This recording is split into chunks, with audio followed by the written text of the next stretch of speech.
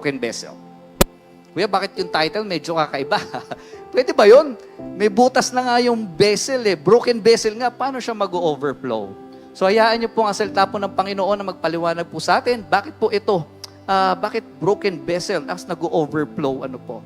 So kunin po natin ang ating salita po ng Panginoon from 2 Corinthians 12:9. At ang sabi po dito, "But He said to me, My grace is sufficient for you, for my power is made perfect in weakness.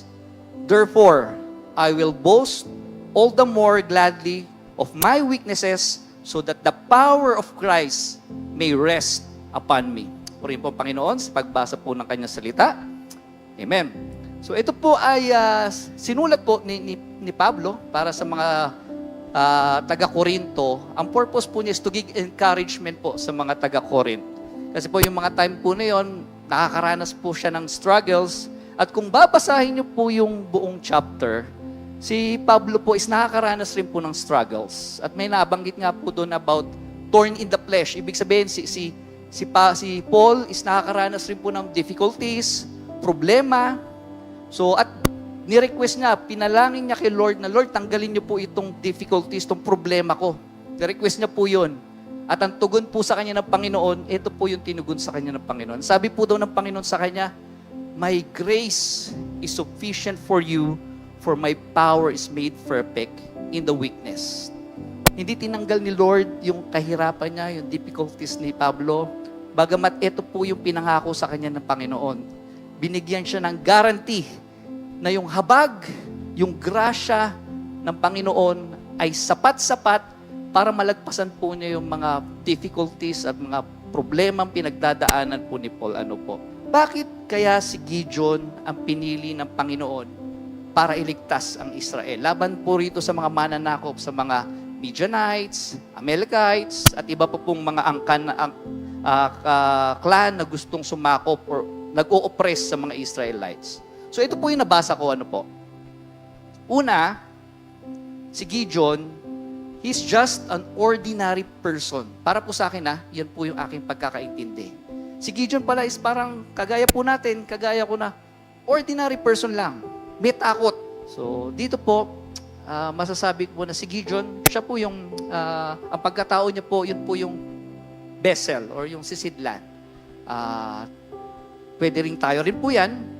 At yung mga cracks, yung mga butas, yan po yung nagre-represent ng ating mga weakness, ng ating mga kahinaan.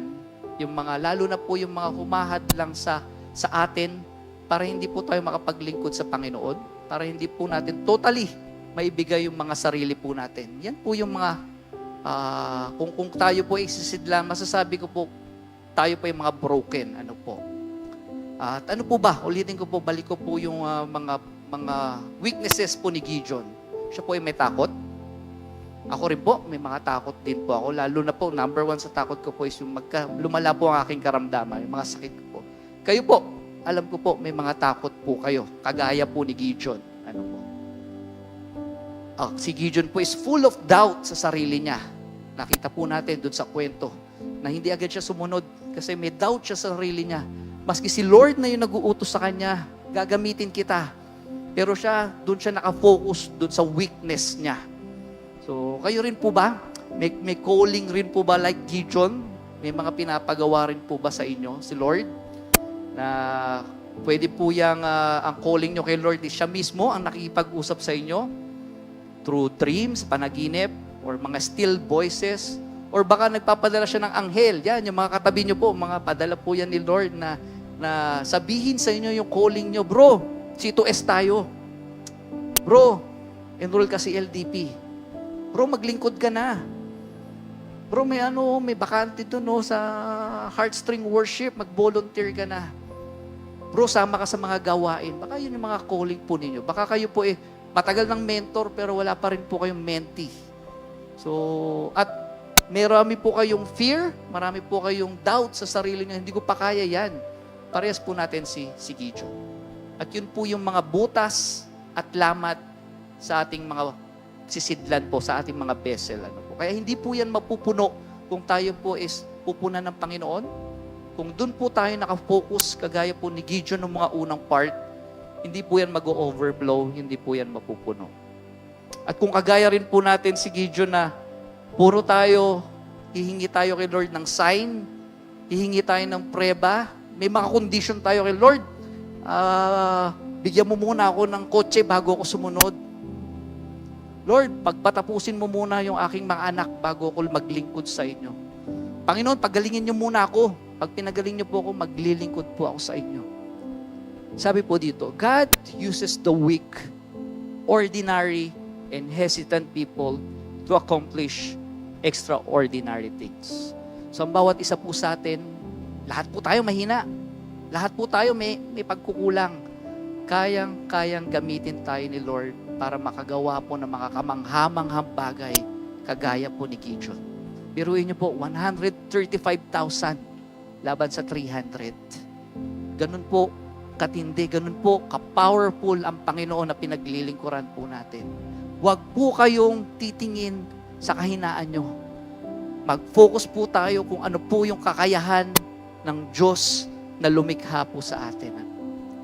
Our success does not depend on our strength, but on God's grace despite our weaknesses. Muli po, yung mga weaknesses po natin, kagaya po ni Gideon, ipaubaya po natin sa Panginoon. Hayaan po natin ang Holy Spirit ang manahan sa atin at mag-overflow po tayo ng Holy Spirit ng Panginoon at magagawa po natin ang mga kamanghamanghang bagay. Sabi po dito, gusto pong isingit, for the grace you have been saved through faith, that not of yourself, it is a gift of God, not of works, lest anyone should boast. So yung mga bagay po na yung biyaya po ng Panginoon ay sapat-sapat na po.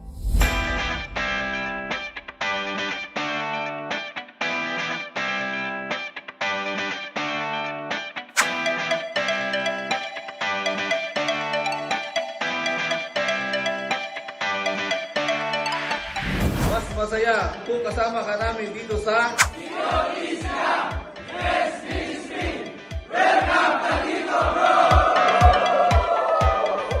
Kung napanood mo ang video na to at umabot ka hanggang dulo, inaanyayahan ka namin bro. Welcome na welcome ka dito tuwing Merkules, 5:30 ng hapon. Kita-kits tayo bro!